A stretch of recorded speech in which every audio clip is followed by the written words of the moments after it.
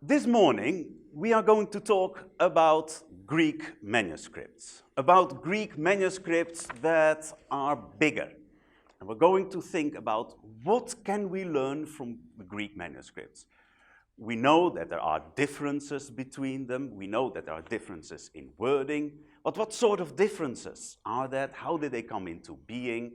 And what is our sort of knowledge about those things? And how disturbed should we be about all those differences? Let's think about the extensive evidence. So we're not talking about small fragments here. We're talking about manuscripts where you can really learn something. This is one manuscript from the 3rd century, from the letters of Paul. And this goes on page after page, like that. Now, this is text. You can do something with it. Now, there is sufficient amount of text available to be really useful for studying the text of the New Testament. This one's called P46. Another one from the 3rd century, called P75, and goes on page after page, such as this. And again, here we have something real good early evidence in our hands. This gives us plenty of material to work with. But these two are either from the letters of Paul or from some of the Gospels, don't give us the whole of the New Testament. For that we have to wait one more century, go to the 4th century. And there we get this beauty of a manuscript, Codex Sinaiticus. Now we know that codex is the sort of book form. It's not a roll, but it's codex. It's called Sinaiticus because it was found on Mount Sinai and then brought to the west. Some would say it had been stolen to the west, but ended up in St. Petersburg for a while, and some parts are still at St. Petersburg. Most of it is now in the British Library. It lived on my desk for a couple of months as well. That's good fun. But this is 4 columns, the whole of the New Testament, not a single chapter missing. 4th century, good stuff. And goes on page after page, such as this.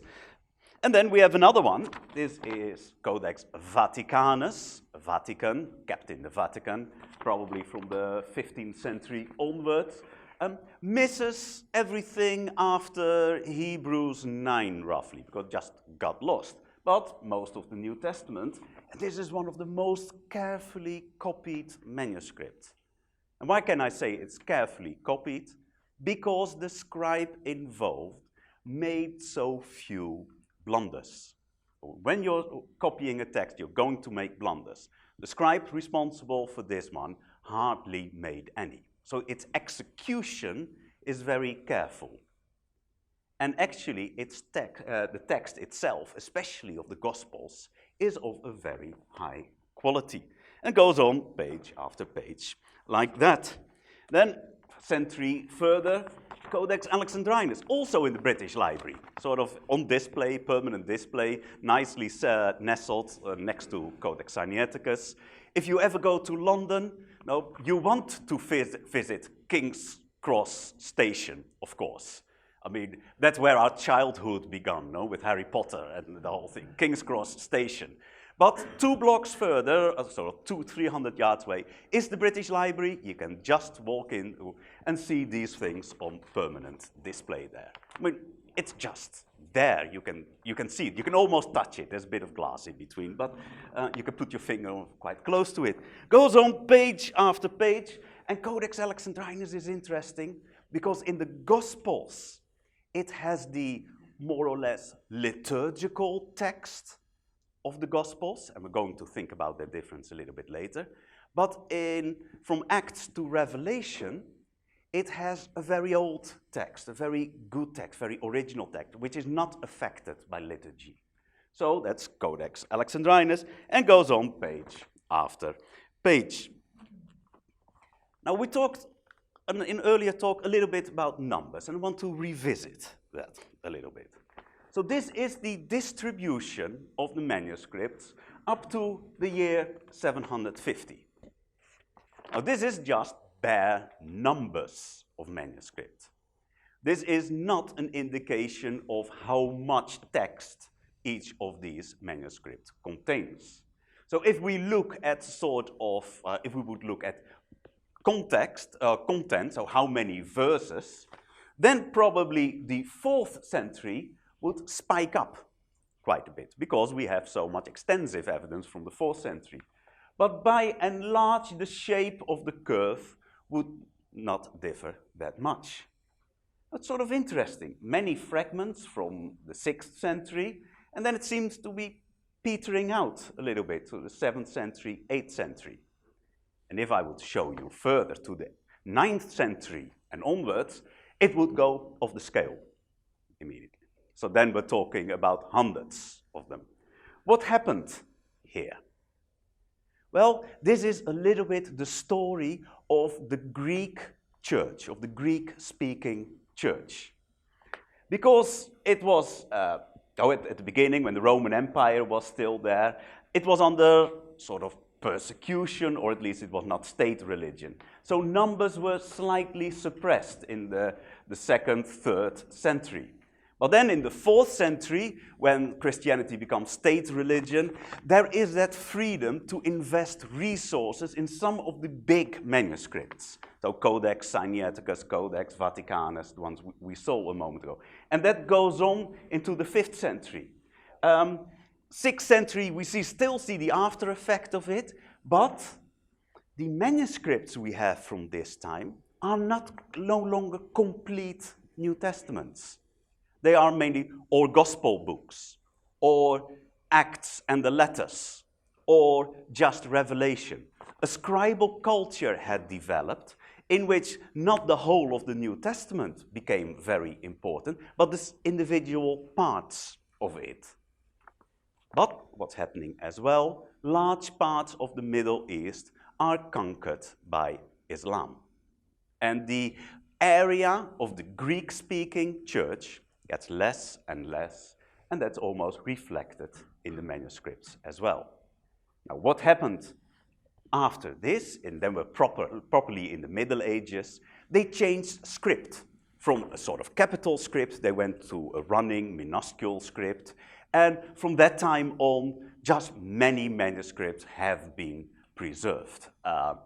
The manuscripts produced at this time were probably erased and rewritten, etc., because they were still fairly recent on parchment, but the script was old-fashioned, and you don't want to read old-fashioned scripts, so you erased them and rewrote them. So that is the story of the first sort of 600-700 years of manuscript in Numbers. But of course, I'm only showing Greek manuscripts here.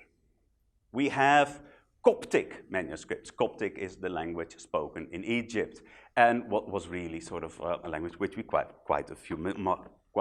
some material. We have Latin.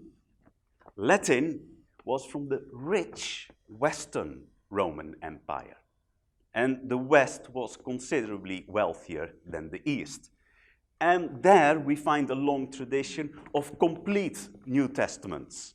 So while in Greek it's only in the sort of 4th and 5th century, in the Latin it continues with big New Testaments, big Bibles, and numbers in the 10,000, I believe, sort of partial or complete.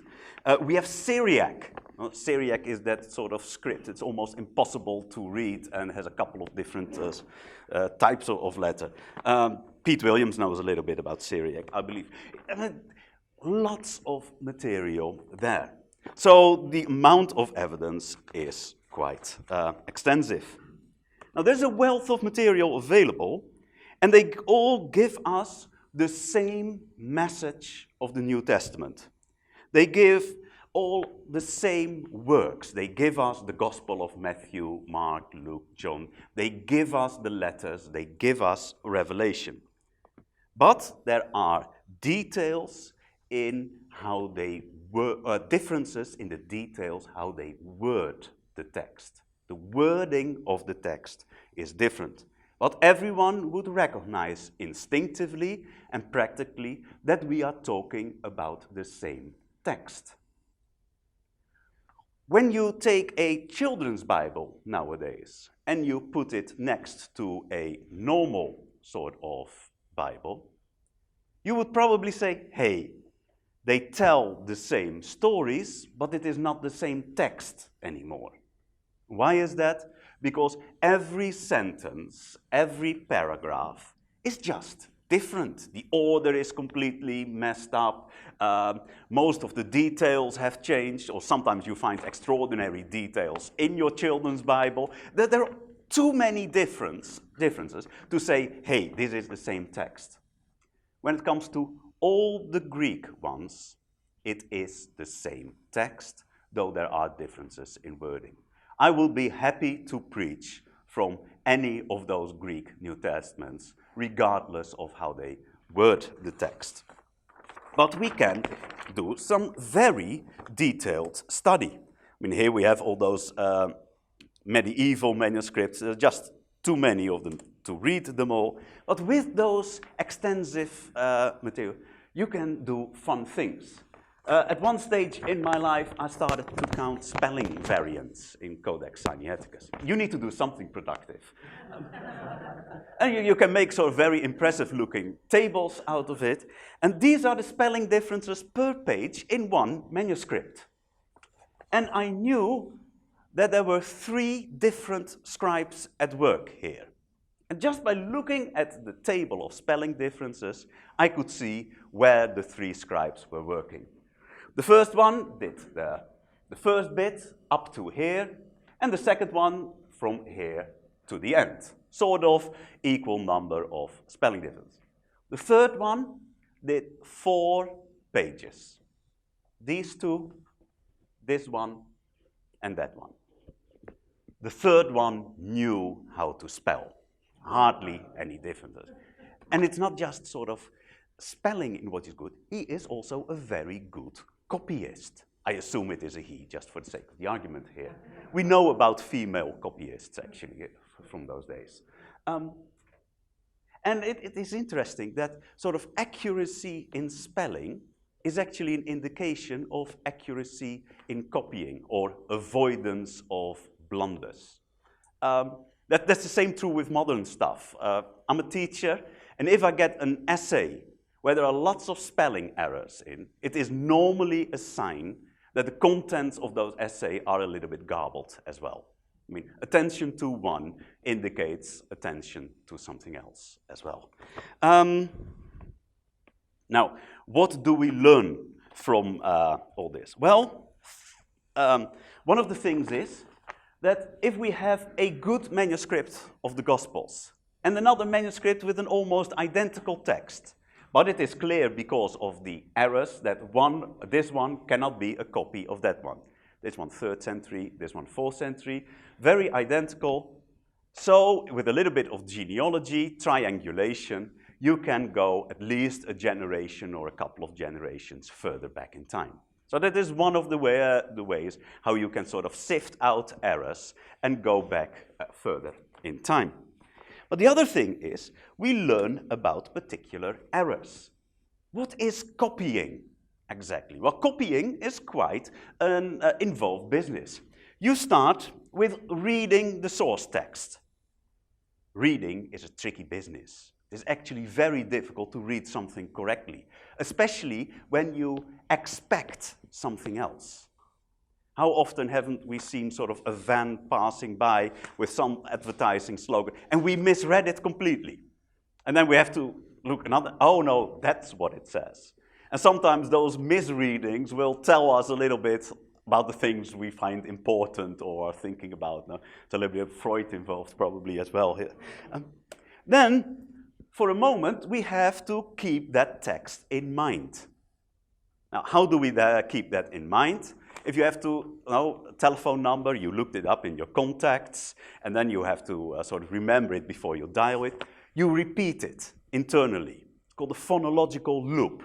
So 243821, 243821. You keep on pronouncing it.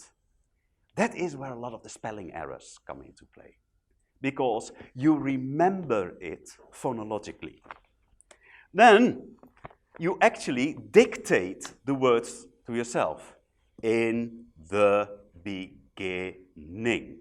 That's another thing where you get sort of auto-dictation errors. And finally, there is the action of the hand, because you have to write that stuff. I'm glad that most of us can think quicker they can write. But that means that your hand is constantly playing catch up with what you're thinking. So easy to skip them. So that is the sort of rough copying process. Now, there are typical errors that come in. One of them is a jump from the same to the same. You see a bit of text, you write, you go back, and okay, you knew that you were saying sort of, last thing you wrote was, and Jesus said. You go back to the text, and you see the words, and Jesus said. And you start copying from there. In the meantime, you hadn't realized that you skipped the whole section. That thing you see happening all the time.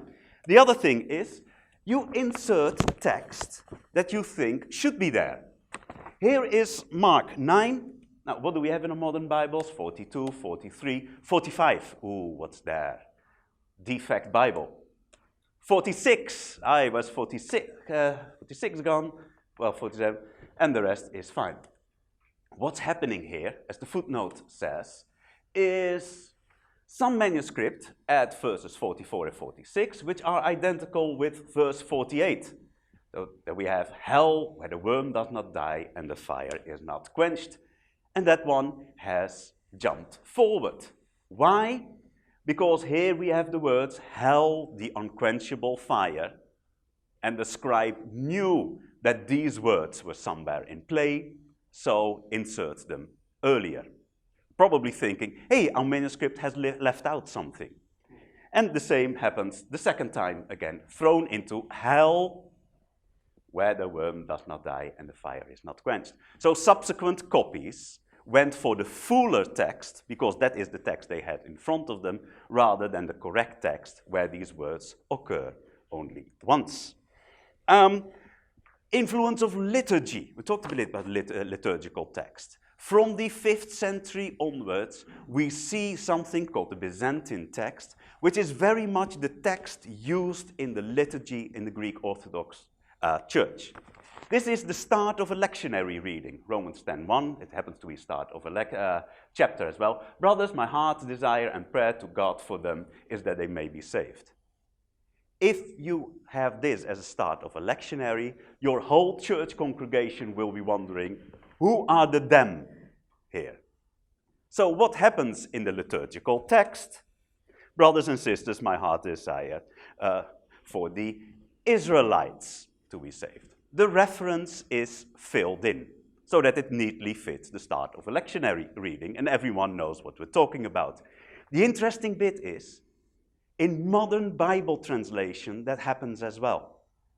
So this text is actually the translation of the NIV, where they have done the same as many Greek manuscripts, just to fill in the references so that everyone knows what we're talking about. Some examples of the older and the later text. Jesus answered, it's written, man shall not live on bread alone. What does the ecclesiastical text have? We find it in the King James Version. They fill out the rest of the citation, but by every word of God. Because that's how it's written in Matthew. So when we're copying it in Luke, we fill out the complete thing. Next verse, devil took him up, showed him all the kingdoms of the world in a moment of time, taking him up into a high mountain. Again, you can almost see where it comes from the parallel. And that goes on and on. This is an interesting one. Jesus answered and said unto him, get thee behind me, Satan. Where does the scribe get this one from? Well, this is what Jesus tells Peter when Peter sort of tries to prevent Jesus from going into suffering. And of course, that is a sort of thing you would expect Jesus to say to Satan himself. So there, these words have crept in. And there are many other examples too. Right, we will leave this bit. but not this bit. So, how do we explain all this within our churches, within our ministry? The first thing is this: it is not a simple issue, it is a complex issue. And if you want to reduce it for apologetic purposes to a one-liner, you are bound to do injustice to the truth. Some things are too complex to reduce to a single one-liner. Let's face it, God did not do something spectacularly different in the preservation of his word than he did in the course of the preservation of the church. God did not do a special miracle for the Bible, which he did not do for all the other things that are happening right now. It is not that God has a special way or a certain way of dealing with the church nowadays on a year-to-year basis, where there are great signs of his preservation and his salvation, etc. But in the end, it is the rough and tumble of daily life. That happens with the preservation of Scripture as well. The second, there is the issue of older versus later.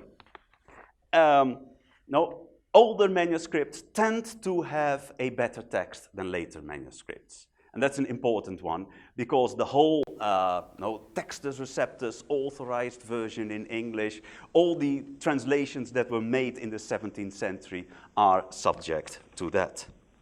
And finally, a single textual variant has only limited effect. A single textual variant will affect the exegesis of a sentence. It will rarely affect our understanding of a paragraph. And it never affects the understanding of a chapter, because language is dense enough that it corrects the individual errors. In God's grace, he gave us abundant evidence for the text. And I'm completely sure that we can rely on Scripture as we have it in our hands nowadays. Thank you.